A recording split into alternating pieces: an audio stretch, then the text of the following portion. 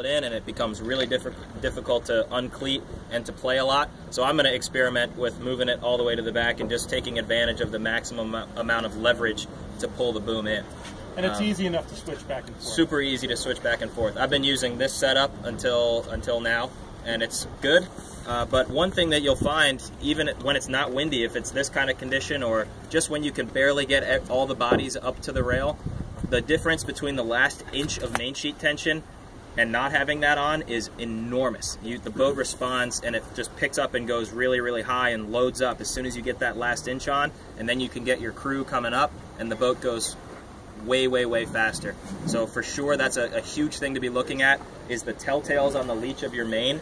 They should be stalling every now and then when you're up to full speed. You don't want them stalling the entire time, and by stalling I mean if they're not streaming or if they're folding in behind the main, that's showing you that those telltales are stalling a little bit, and that's okay if they're doing it from time to time, and that's what you want when you're fully up to speed.